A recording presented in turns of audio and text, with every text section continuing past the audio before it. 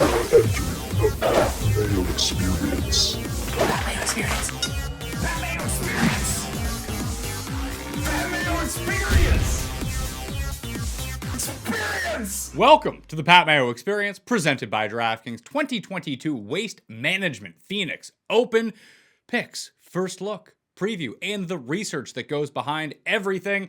I'll be doing all my research today, care of FantasyNational.com. If you want to become a member, do your own research.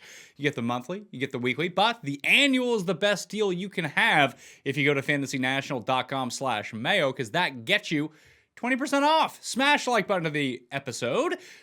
Sub to Mayo Media Network. In the description, give me your single favorite early lean for Phoenix, because it is a fantastic field this week. And remember to subscribe to the newsletter. There'll be two this week, one on Sunday evening, one on Wednesday afternoon. The Sunday evening one is going to have more in-depth research of stuff that I'm looking at that maybe I didn't cover in the show. And it's just a lot of visualizations and some early looks of what's going on. Plus, I'll be back with Feinberg, and I have Dom on Tuesday, then the picks on Wednesday. We're good. And it's Super Bowl week. That's going to make for some fun times on the Pat Mayo Experience. So a full complement of shows this week, going back into DraftKings Showdown this week as well for the Super Bowl with Cody Main and Justin Freeman to try to get the best minds together to see if we can win some of these $1 million prizes that are out there. The Listeners League link is not yet available to me, but it should be at some point on Sunday, so check back in the video version if you want to get in the Pat Mayo Experience Listeners League. It is the best tournament on DraftKings, $15 to play, 3 max entry, no rake. It'll be available in the other episodes coming up this week as well. However, you want to get your spot right away. Go reserve that spot. It's up to 3,000 entries this week. We fill it up again really quickly by like Wednesday morning, and then all of a sudden it'll be like 4,000 next week for Riviera, where there is a gigantic prize pool for DraftKings. Now that football has ended, golf has taken itself back to the top spot in terms of biggest prize pools on a weekly consistent basis over basketball right now. So let's fill that up, get it going. Pebble Beach, I do not know the results. The round is just starting on Sunday as I am recording this. So fingers crossed we get a Jordan Spieth, Andrew Putnam 1-2. That would be the optimal outcome for me. After what happened last week, having 1-2 on the board and cashing the outright tickets sweat-free, I have my doubts it's going to play out that way again, although I went through like 7 straight months of really horrible beats in golf, just second place after second place, that maybe I can get 2 in a row. That would be terrific news. Did you see the Harold Varner putt to win in Saudi? Yeah, no one's complaining about blood money anymore. Everyone loves HV3. HV3 wins. That gives him 2 wins worldwide, 0 on the PGA Tour right now. So he's won in Saudi, and he won the 2016 Australian PGA Championship. It's brewing for him. I think he's back inside the top 50 in the world now, too. So he should end up in all of the majors this time around. That'd be fun to see HV3 at Augusta. I don't think we've ever seen that before. I mean, I don't know that for sure. I suppose I could look it up. But hey, we're here to talk about Phoenix, not necessarily everything else. So let's do that. The field is incredible. It's funny how since Tiger became the host at Riviera, Riviera has really elevated its status. It got invitational status. Everyone really likes the course. It's in LA, and it draws these awesome fields. Obviously, Torrey Pines is like the unofficial kickoff to the actual PGA season. When I say actual PGA season, I mean Torrey Pines through the Open Championship. That's like, some people will say players now through the Open Championship. Others will say Masters through the Open Championship, major season. But I think for fans of the PGA Tour, like both Hawaii events and the Amex, they feel like exhibition events. They do get names to come play these events, but no one really cares. People care about Torrey Pines, and that field is good. Pebble Beach is just, I don't know, might as well be the Byron Nelson at this point, based on the quality of field that ends up with, and just the Saturday broadcast is so bad. And I know I hash on it every year, but it was even worse this time around because Day was making a run. He's over at Spyglass. I don't think there was a single camera at Spyglass, so we're not going to see that. I was happy at least they were able to track power over at Monterey Point. That was nice. But even at Pebble, like, it was Spieth or nothing. Someone even commented that if you were watching it without sound, you would assume that Jordan Spieth was winning this event by 10 strokes. Now, he had his third best iron round on approaches of all time.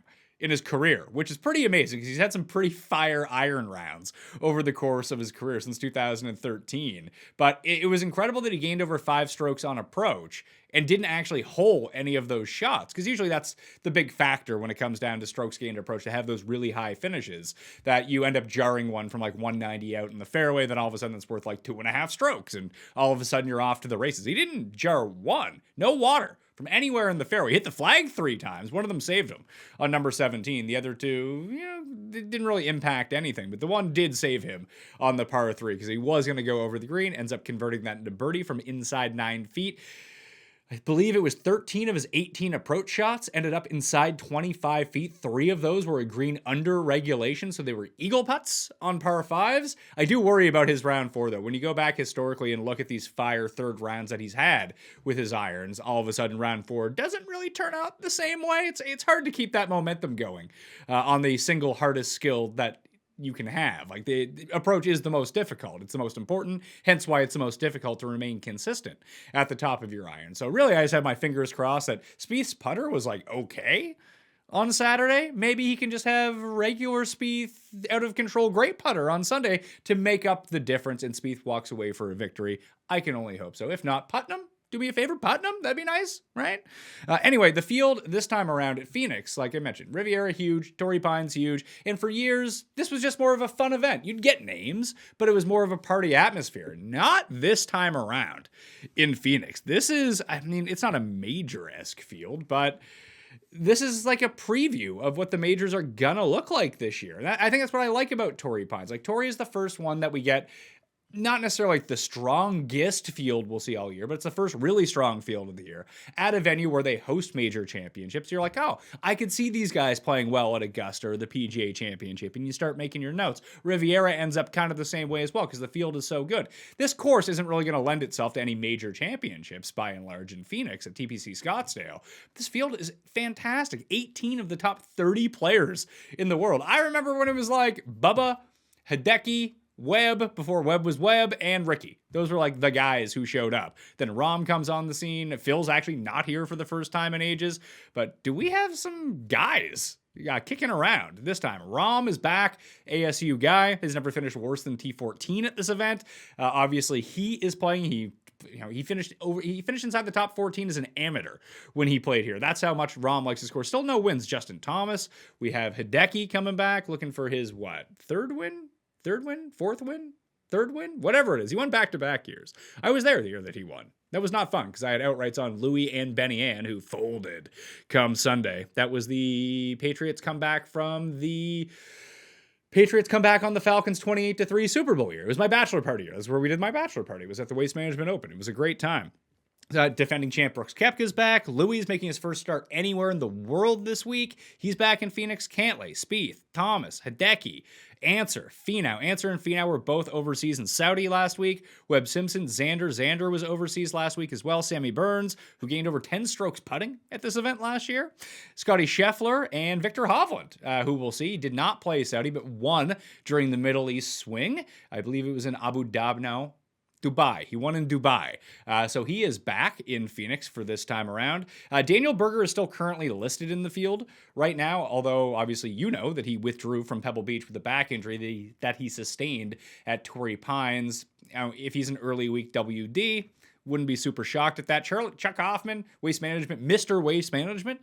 He's listed in the field as well. He withdrew to start the season. He played at Pebble Beach and then withdrew after a round. He's got this back problem. I don't know if he's going to try to give it a go again, but keep your eye on Charlie. You probably don't want to use him. The guys that were over in Saudi last week that are coming back over to play this week, Xander, Answer, Finau, Bubba Watson, who was second in Saudi, Lucas Ebel, Graham McDowell, and Jason Duffner all played overseas and are making the trek back to play in Phoenix this week. And then there's like a great second tier, like Harold Varner. Obviously, he was in Saudi. He won. He's playing this week over in Phoenix. Adam Scott we're getting to see for the first time this year. So like I said, even the second tier of player, like your Henleys and Ortiz and Swafford and Power, Hollywood Hoagie. Maybe he ends up a winner at Pebble Beach. Who knows? Maybe Power does as well. Kelly Keith Mitchell, Matthew Fitzpatrick. Like, this field is really good good top to bottom. It's only 132 players, top 65 in ties, so no confusion about that this week. I forget how much this show has grown over the years, because the amount of questions I got about what the hell is an MDF just shows how many new people have come into the golf space over the past 2.5 years. Remember the hell they got rid of the MDF, but man, remember sweating Saturdays for MDF? That was horrible. That was just the absolute worst. I'm so glad they changed it to top 65 in ties, although less of my guys end up making the cut this time around. And look, you weren't the only person out there who lost a bunch of players this week at -4. I think I had 5 of them at -4 who would have filled out some nice 6 of 6 lineups. Out of the 45 lineups I played, none 6 of 6. I think the 6 of 6 rate at Pebble Beach was 1%, but I would have had like 50% should -4 actually have played Sunday to get through. So a lot of good men were lost at -4 at Pebble Beach this week. That was a kick in the nuts.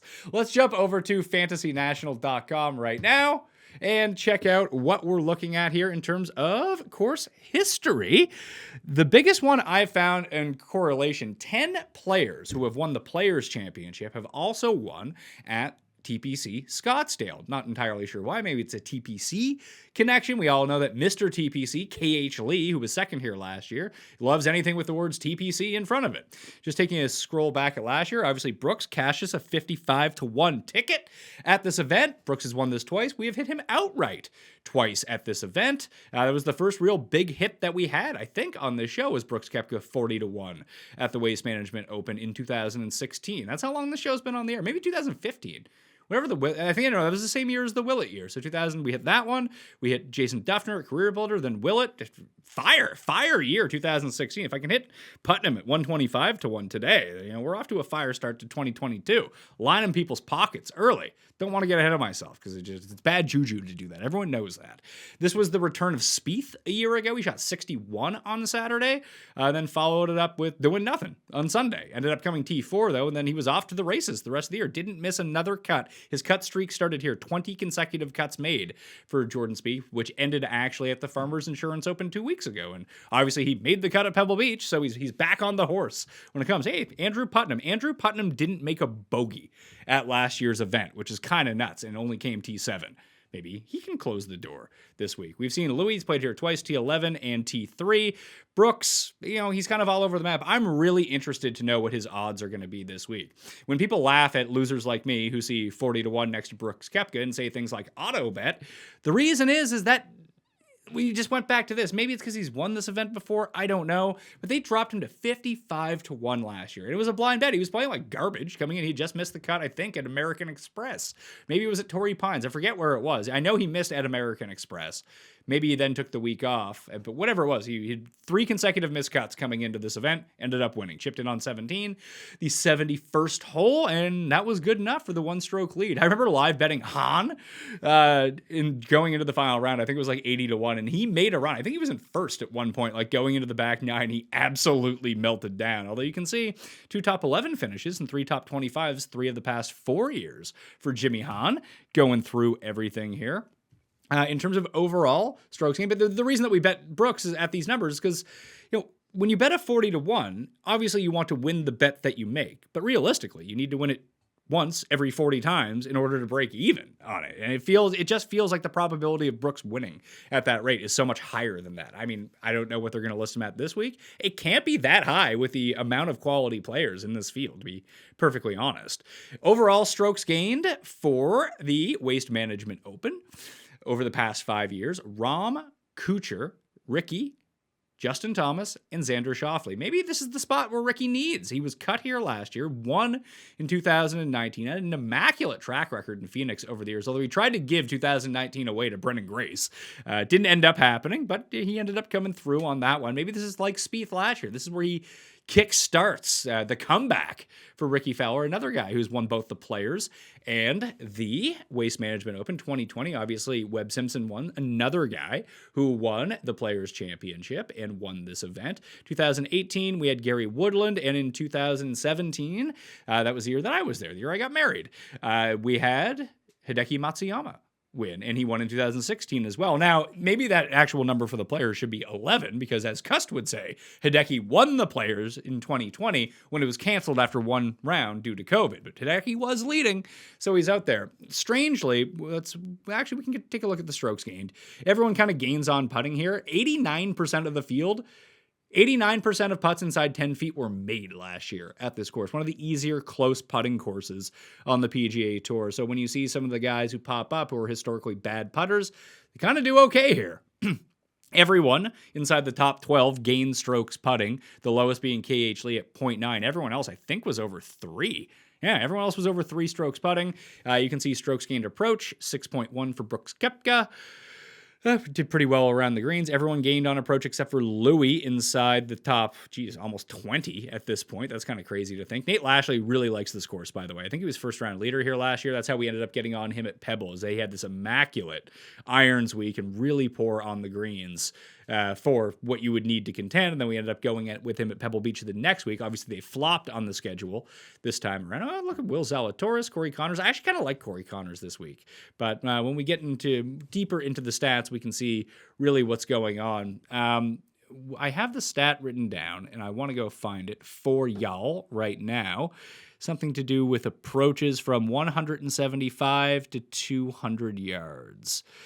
6 of the past 10 winners were top 10 in the week from that proximity range. That's a really difficult one to parse out, because obviously every course is different. Not as many players hit as many shots from those. This is a course where you're going to see the driving distance way, way up. It's probably the second longest one. Now that Chapultepec is off the schedule for Mexico, then we're probably looking at, this will be the course that has the most drives over 300 yards, the highest driving distance of any course on the PGA Tour. The greens are Bermuda, but they're not exactly. Actually, 5 winners since 2012 have ranked inside the top 10 for the week in terms of approach proximity from 175 to 200 yards. Using Fantasy National, I already looked this one up, so we don't have to wait for it.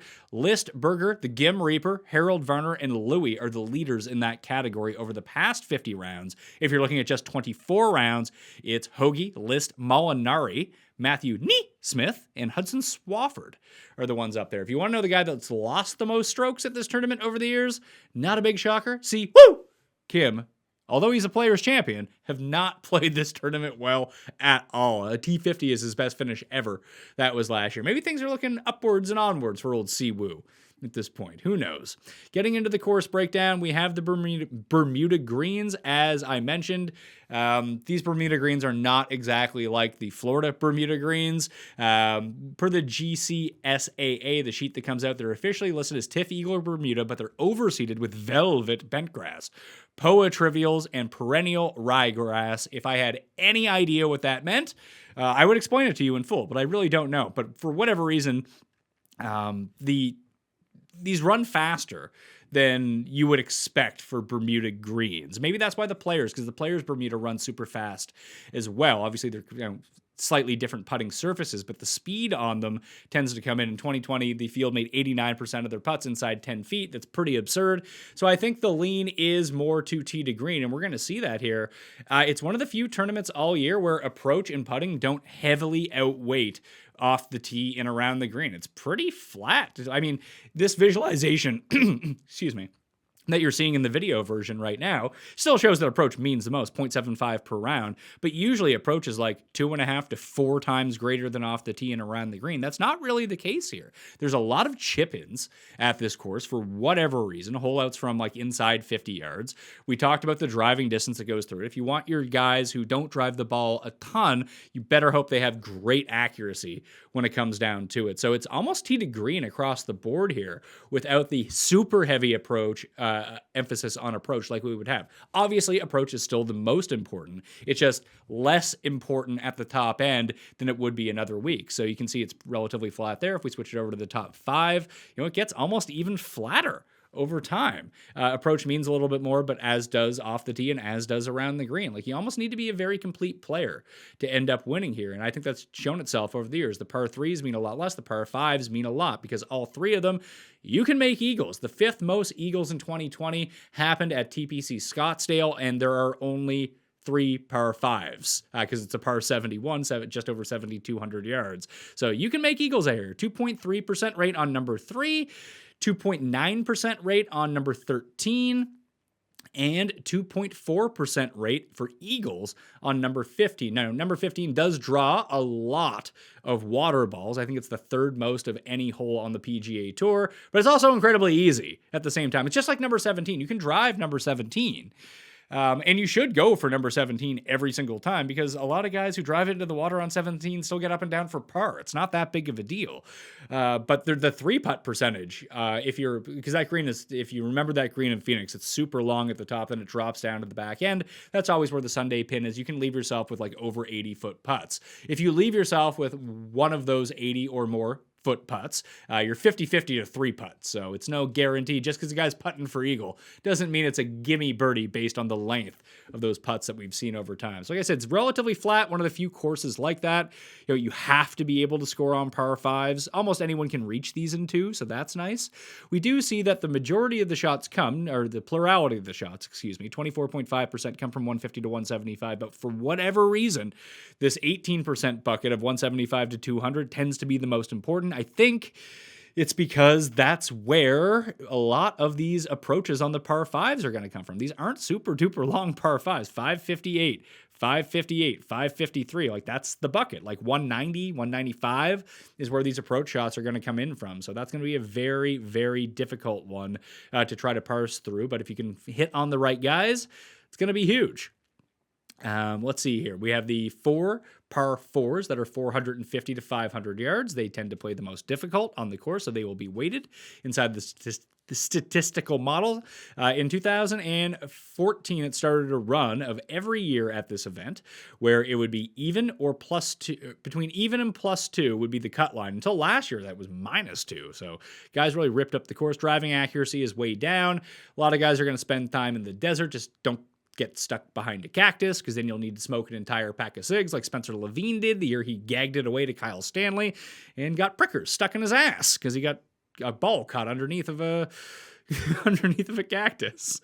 Scrambling higher than average here. Greens and regulation higher than average here. And you can see the driving distance, 294.5 versus the tour average of 282.2. Almost 60% of drives go over 300 yards at this course. Average proximity is a little per green and regulations, a little bit higher than tour average, but not crazy so. So let's jump over into the field and talk about the stats.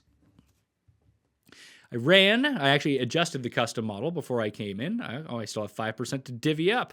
Where do I want to put that 5%? Right now I have off the tee and approach 20-25 around the green at 5%, opportunities gained, and par 5s and par 4s 450 to 500 yards at 10%, eagles gained at 5%, strokes gained putting gained at 5%, that key proximity range of 175 to 200, also at 5%. Let's chuck that onto around the green and make that up to 10% because we have different approach, although approach is only 25% versus the off the tee of 20%, we still overweight it with opportunities gained. That's an approach stat. That's 10% and a proximity range. So we are overweighting approach when it comes down to this field and what we are looking for in terms of trying to parse the best approach players and see who can be the most consistent from that range. We loaded in. This is at past 50 rounds right now. I'm guessing Rahm is going to be number 1. Let's see though. Boom. John Rahm, number 1. Big shocker. Cantlay, Luke List, Justin Thomas, Louis Oosthuizen. Once again, Louis has not played in the calendar year of 2022 in competitive golf. As of yet, didn't play in the DP World Tour, didn't play in Saudi, hasn't played on the PGA Tour. He is yet to be seen. After that, it's Matsuyama, Berger, Big Dick, Vic, Hovland, Keegan Bradley, number 9, Aaron Wise, number 10. Let's take a look at these two. I recall Aaron Wise losing like 10 strokes putting at this event last year. He's fixed the putter. At least, in the short term, he's fixed the putter. Let's see here. Keegan, the ball striking's been out of this world. Waste Management Phoenix Open. He has not gained strokes putting since 2013, so that's not great. But you see, the approaches and the driving has been really good for him. Can't chip for shit at this course, but he's made 4 straight cuts, so it makes sense that Keegan would play well at this course, one that tends to benefit the worst putters, makes them not as pronounced bad. Although Keegan can always find a way to be the worst guy in the field at any sort of putting event. So yeah, 10.2 strokes lost putting for Aaron Wise last year at this event. The approach was good, chipped well, and as we take a look at him overall, he's actually gained strokes in 4 straight events. Not a ton of strokes, but when you go from losing 10.5 strokes when you're gaining 1 over the course of 4 rounds, not bad. And he probably gained at Mayakoba considering he came T15. So I could see jumping back on Aaron Wise, and because of the field this week, we're getting a sense of a lot of top end guys that, the Keegans, the Aaron Wises of the world are going to be pushed way back down the board. Here's the guy I wanted to look at. Nito Mito Pereira comes in at 15th in the statistical model. I actually have no idea if he made the cut or not this week in Pebble Beach. This is where he was playing. He was right around there. Let's see the in-tournament stats. We can take a quick look to see. I know he was at -4 for a while. Did he end up making the cut? Mito, no. He had a bad Saturday round, so he is out. I didn't really think it was going to be the perfect tournament for him because I really liked how he came out and played at Torrey Pines. Just those long irons, we know he can score. This feels like a really good event for him. If the ball striking has always been up there, the putting is starting to come around a little bit. We have seen some first-time guys win at this event in the past, too. Brooks Koepka, when he won at this tournament, he was a first-time entrant in this field. Who else was it? Kyle Stanley was a first-time entrant in this field when he ended up winning, so it's not unheard of. JB Holmes in 2005, first time he played at TPC Scottsdale, ended up winning. So it's not out of the realm of possibility that a guy could show up in his first time and win here. You also have Wise, Power, Xander, Russell Henley continues to be up there. Corey Connors is still inside the top 17. And we take a look at Connors. He only has the one. He played very poorly at the American Express, although he did gain 2 strokes on approach in his 1 round. He struck the hell out of the ball, came in T11 at the Sony. At the Farmers, it was all fine. He lost 4.5 strokes putting in his 1 round at the South Course. We know this can happen to him over time. So Waste Management Phoenix Open, he did gain last year. The approaches weren't great, but it does seem like he's cleaning up his around the green game a little bit. I mean, he's gained in 2 straight events. When was the last time that happened? We'd have to go back to the 2020 RSM. That was the year that the Masters was in the fall swing. Houston and Zozo. Houston's actually an interesting one to look at here, since it's changed courses. Obviously, Hideki has played that really well. Carlos Ortiz won that year. He's someone who's played this event really well. Brooks inside the top 5. You have Sammy Burns, who's played this well in the past, too. So it's not that crazy to, beyond the Players Championship, which has all the best players in the world at it. I mean, this is this year. Scheffler has played really well last year in Phoenix. Matthew Wolff, he kind of came onto the scene, has played well here in the past. Sam Burns, once again, is going to be up there. So this field wasn't as good in 2022. However, we do have a little bit of crossover with that. Generally, where are places where Brooks plays well, and then you can kind of parse it out going backwards from that one. So let's jump back in. Let's see who the best players are past 50 rounds. I think I went through this already. Lisberger, Gim. The Gim Reaper rates out number 28th in this field. So who else is down this list? Griot, we're not doing that. The Gucci Man, he could potentially do something. Maybe Kyle Stanley can get some good vibes as a former winner of this event and actually make some putts. Unlikely. Woodland starting to make a little bit of a comeback. He made the cut at Torrey Pines. That's always encouraging to see. Let's take a look at how Webb has been doing, because some of these guys are like kind of out of sight, out of mind when it comes down to it. Burns missed the cut at Torrey Pines, so there's Connors. We took the leaderboard. Woodland gained on approach, gained on putting. The chipping was horrible. The driving was horrible. The driving has been the one thing that's been relatively consistent for him. He is a former winner at the Waste Management Phoenix Open. He won 2 years ago over Chez Reavie in a playoff. Webb Simpson, the winner 3 years ago. Bad at Sony. Came T61. Not really sure what's up with him. It's hard to get a gauge on where Webb's game is at right now. Like the Florida swing, this sort of swing is where he kind of picks everything up. Sam Burns, just a disastrous. So that's 2 events for Sam Burns. Very poor approach play. Although this might be a nice buy low opportunity, because when we get to guess the odds, Burns has been really overvalued in field so far this season, but with all of the big names, or at least most of the big names, we're getting a situation where we might get Burns pushed back down the board, which would be really nice to see. It's going to be tough for Mito to win because he sucks around the greens, but if he can get back to his regular driving, which he has not been doing since basically the Shriners of last year when he was just gaining a ton when he first came onto the scene, the approach, if that dialed itself back up at the Farmers in his first start, he was putting well still, he gets the driver back and doesn't kill himself around the greens, I think he has a legitimate shot at making this his first win. Even though this is a stacked field, it's going to be hard to go after that price point. It's someone who's going to be like 90 to 1, 100 to 1, more than likely, once we start going through everyone. How's Brooks been doing? Not great. Actually, his approach at the Century wasn't bad. Putted well at Torrey.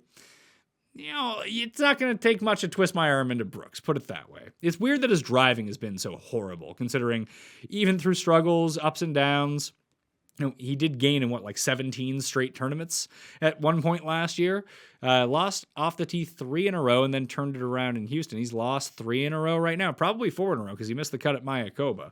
So maybe he's just getting warmed up. If this is a tournament that he actually does care about and does try to win, listen, a lot of people tried to talk me out of Spieth this week, and I don't know if Spieth wins or not, but he's one shot off the lead going into the final round. That sometimes course history and incentive, it does mean anything. It's impossible to predict, but if that's a hunch you want to go with, I got no problem with that. I went with it with Spieth. No numbers pointed to Spieth being good at Pebble besides his historic numbers of being really good at Pebble.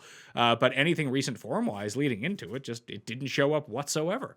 Finau has been bad. He was pretty, he wasn't terrible in Saudi, but he wasn't good at the same time. Obviously missed the cut at the Farmers, a place where he continuously plays well. Lost in the playoff to Webb Simpson 2 years ago at this course. Bubba was second overseas, and we know this is a Bubba track. When you almost make the playoff, you have to assume a guy probably putted pretty well. Waste Management Phoenix, let's see here. He has made the cut every year except for 2017, a third and a fourth, 2 of the past 3 years. I wonder what his number is going to be, because based on the course history, he also went off at 55 to 1 last year. I bet him last year at 55 to 1. That if he can kind of harness the greens a little bit and figure them out. I mean, this is the tournament where he has had the most success in his career without ever winning. A third, a fourth, a second, and a fifth, along with a 14th, a 22nd, a 40th, a 29th. He's been so consistent at this tournament over the years that if he actually is playing well, and it seems to be the case over in Saudi, that maybe he has harnessed something, and hopefully that flies off the radar for a lot of people entering the week once the initial odds end up getting dropped. Let's shorten the sample down for this and just look at, we probably have enough of a sample now. I mean, past 12 rounds is probably going to be reaching a little bit into last season, but we're now into event number 6 of the new year. Now, this will be event number 6, that maybe we can see something kind of pop itself up in terms of recent form. It won't be for everyone, because obviously guys like I mentioned Louis haven't played so far this year. So in the past 12 rounds, List, Hideki, Henley, Rahm, Berger are the top 5. Cantlay, Scheffler, Hovland, McNeely, Laird are the next group up. Let's take a look at Party Marty. Party Marty's played well here over the years. Seamus Power, so it's a lot of the same names. Anyone new pop up? There's Hoagie. Even Connors is still kind of popping up there. Maybe we catch a 60, 66, 75 on Connors this week and just kind of pray that it all works out for him. The Glove is someone who is very good at that approach range, although I know he nuked everyone's lineups this week, but it was almost the same as Michael Thompson the week after American Express. I went back to him at Torrey. He had a great week, and he was 0.2% owned. No one's going to own Glover this week.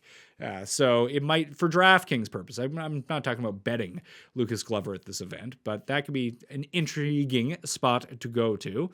Let's see. I mean, the approach has been really good for Marty. Let's see, Waste Management Phoenix Open, miscut, 55th, 26th, 9th, 7th, 41st, 5th. So he has not been good recently in Phoenix, but over the past 5 years, he still does have 2 top 10 finishes at this event. If you're looking for a top 20 or a top 10 or a cheaper DraftKings play, that could be a way to go. I have no idea how the Glove has played at this event over the years. Nothing great. No finish better than T29 at any point over the past 10 years. So maybe we kind of believe what his history says here, a lot like I believed with Ryan Palmer at Pebble, that just, it's not his event. Never played well there. Occasionally he'll make the cut, but that's about all you're getting out of him coming into it. Who else is up here? So Mito drops back down to 37th.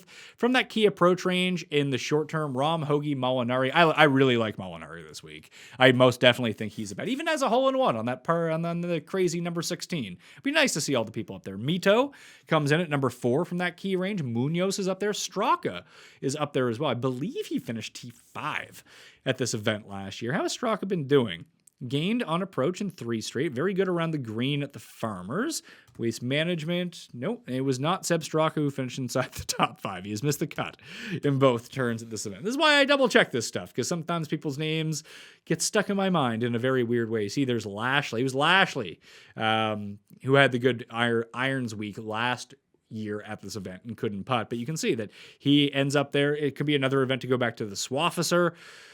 Maybe you take the plunge on Finau. List. Why not? I mean, we talked about tee to green. I mean, tee to green, this is where he is coming from. Who's the best at I guess that's a really small sample for Eagles. We don't need to look at that. Let's look at past 24 rounds in terms of the modeling. To give us a bit more of a sample, then we'll take a look at Eagles gained over the past 100 rounds, or maybe even past 50 rounds to see who rates out the highest in this, because you're going to need to make Eagles this week. It's just kind of insane. Like when you go back and try to think of it, all 3 par 5s are reachable in 2, but number 15 tends to be the magnet for water.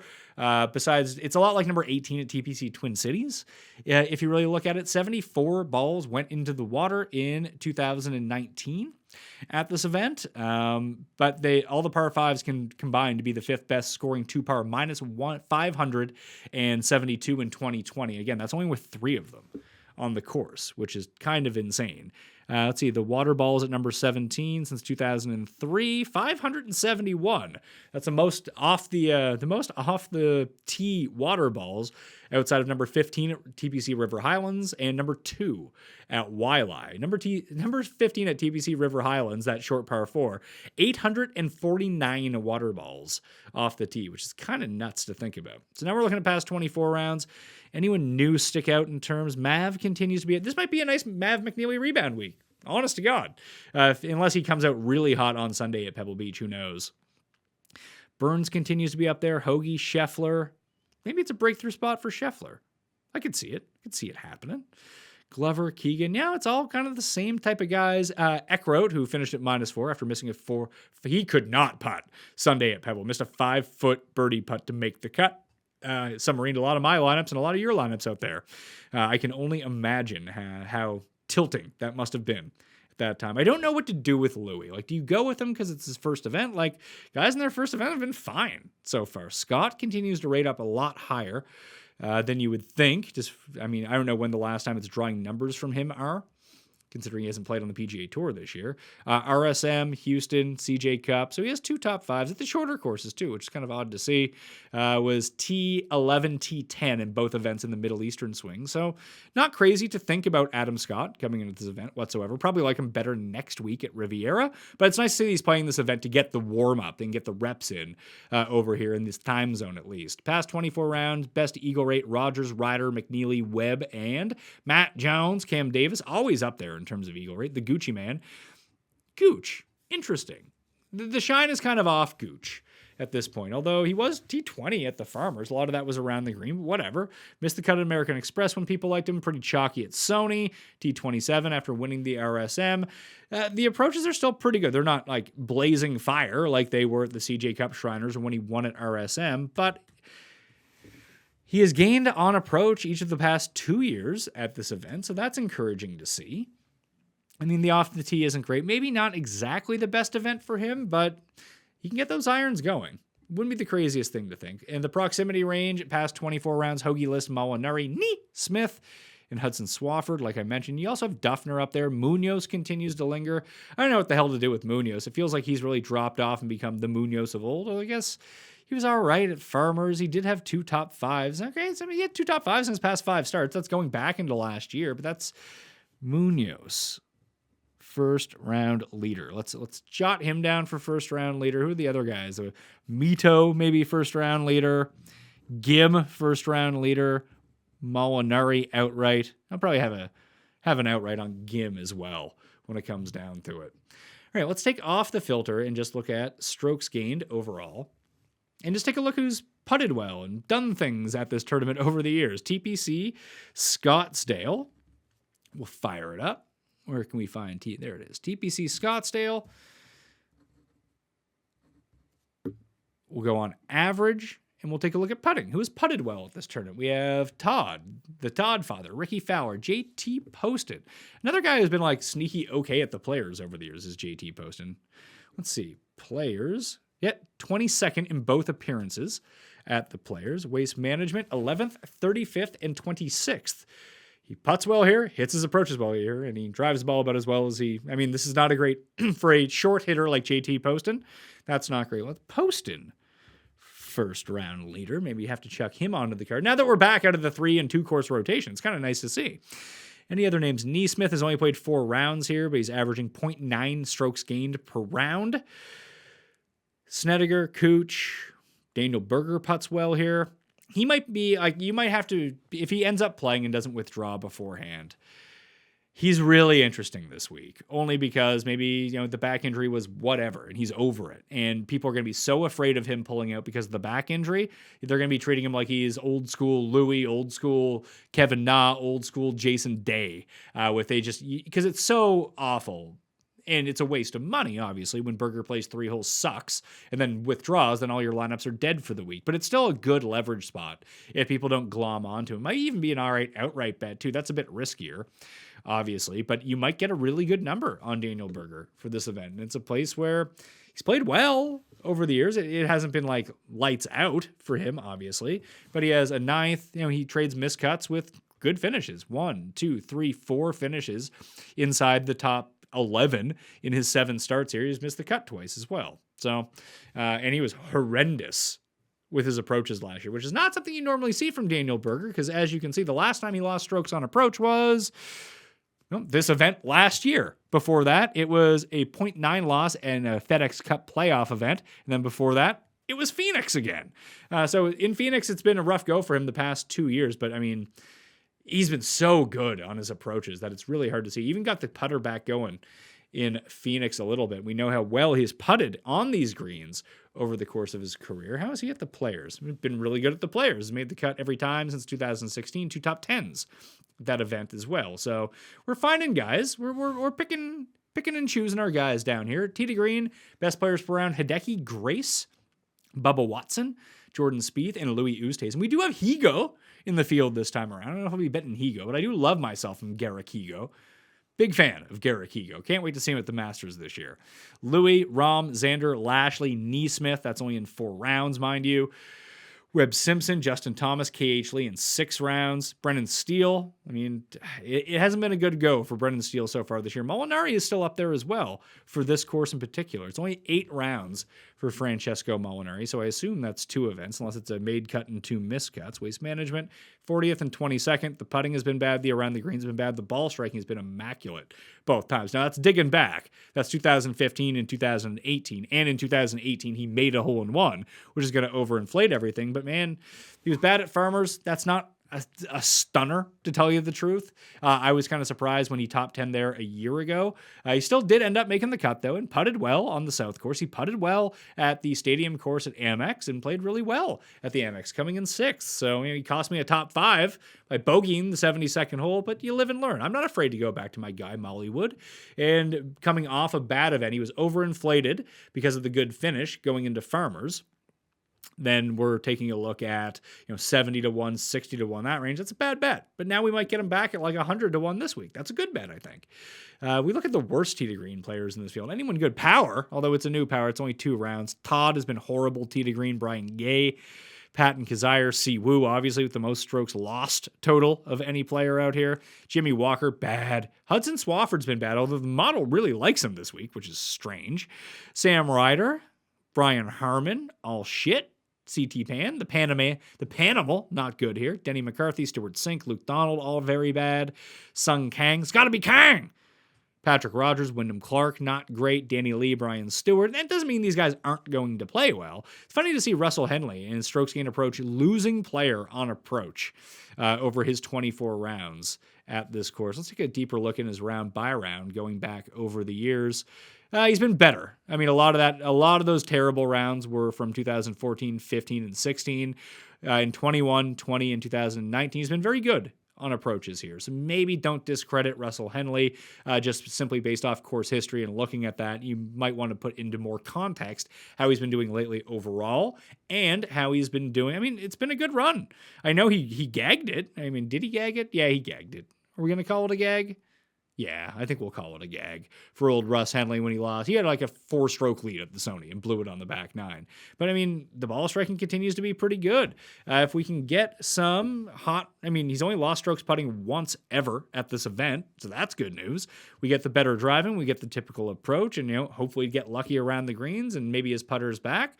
The Russ Bus, Russell Henley. And again, he's someone who will be discredited in this field because of all the top names that have decided to show up. So let's see. So putting, we took a look at. Approach, Hideki, Spieth, Grace, Neesmith, Webb Simpson, Lashley, Thomas, Alexander Noren. Let's take a look at Noren. Max Homa is inside the top 10. He flamed out big time at Farmers, but who cares? He was 15th at the Century. Let's see how his overall results are here. I mean, he's never missed a cut, gained on approach every single year. I mean, he's revving up to defend his title at Riviera, so maybe some good vibes for Max Homa. Because trying to parse out who you want to take at the top is kind of hit or miss. Like, it's all going to depend on the odds, really. You're going to try to find value with the bigger names and then try to work backwards from there. Because you're unlikely to bet Rahm at 7-1 this week. I mean, I really don't think that's going to be the case. Homa, like that might be the range that I live in here, that like 40 to 80 type range that's had success here in the past. Maybe not. Maybe I go to Hideki if they lay a good number on him. But it's all going to depend on what the numbers end up being. Around the green, Jager Bombs, KH Louis. I mean, I'm not immune to Louis here. I never bet Louis, but this could be a spot for him. Putnam, I mean, if Putnam flames out this week, maybe go back to him next week based on his history. No, I have to look at Pebble, but missed the cut at the Farmers, 25th at Amex. He made the cut, I'm pretty sure, at Pebble Beach. Had a very good Saturday, I believe, for Adam Hadwin. Anyway, he's played well at this type of course over the years. But anyway, that's what we're looking at for the Waste Management Phoenix Open. Hopefully you were able to gather something out of that. If not, you can dig in to fantasynational.com and check it out for yourself. fantasynational.com/Mayo gets you that discount. You can find more of my research in the newsletter, the Mayo Media newsletter, which is free. It's down in the description. You can go join that. But it's probably time to guess the odds for this event in Phoenix. Obviously, Rahm is going to be the favorite. Cantlay is here. Vic is here. Those are probably going to be your top three. I mean, it doesn't sound crazy, mind you. And then you also have Hideki, who has won 3 times in the past 10 months and has won twice here. Obviously, he is going to have pretty good odds. It depends on what happens in Pebble Beach, but Spieth, just riding good Mo again, is likely to be up there once again because people love betting on Jordan Spieth. What else do we got going on? Who else is here? Xander's always going to draw a crowd. Berger's going to be tough to parse. Brooks, maybe he ends up getting a course history bump. That's tough to see. Obviously, Justin Thomas is in this field, so he's going to end up being up there. Finau, Webb. Man, there's some. We might be able to catch some value here. Burns, Scheffler. Who else? Answer, he'll be like in the Connors range, probably, maybe a bit higher. I wouldn't expect him to be too far up there.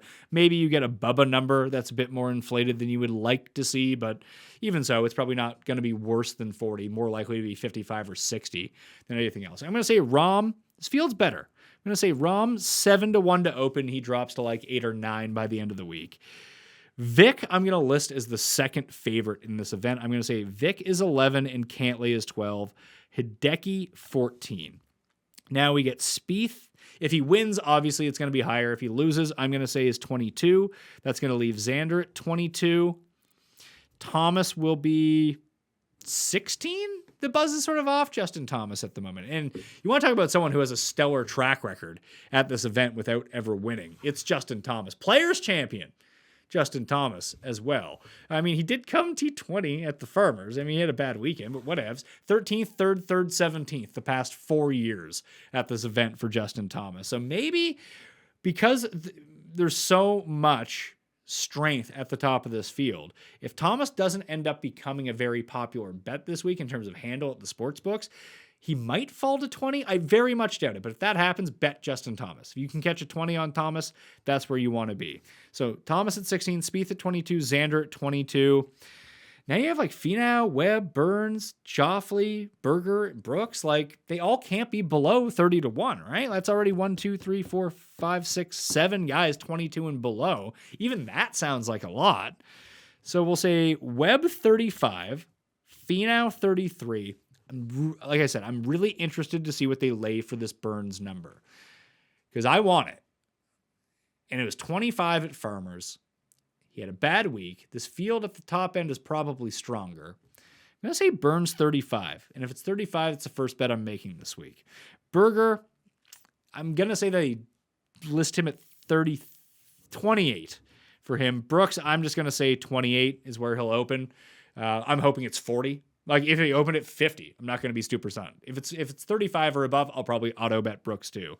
And then you have Scheffler, put him at 33 to 35. Some of these guys are going to be 40. Like Louis is in this field too.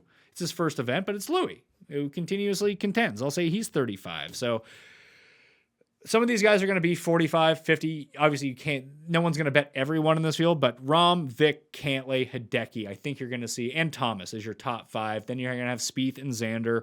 You could argue Webb, Burns, Berger, Brooks, Scheffler, all in that mix. Then you have your Finau, Louis, and probably Burns. Then like Answer, Connors.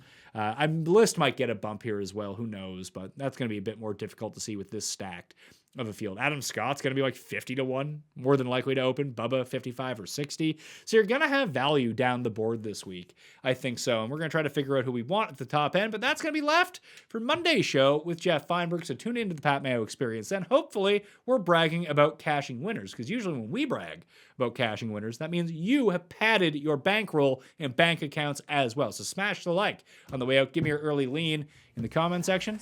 That'll do it for me. I'm Pat Mayo. Thank you all for watching. I'll see you next time. Pat Mayo Experience! Experience!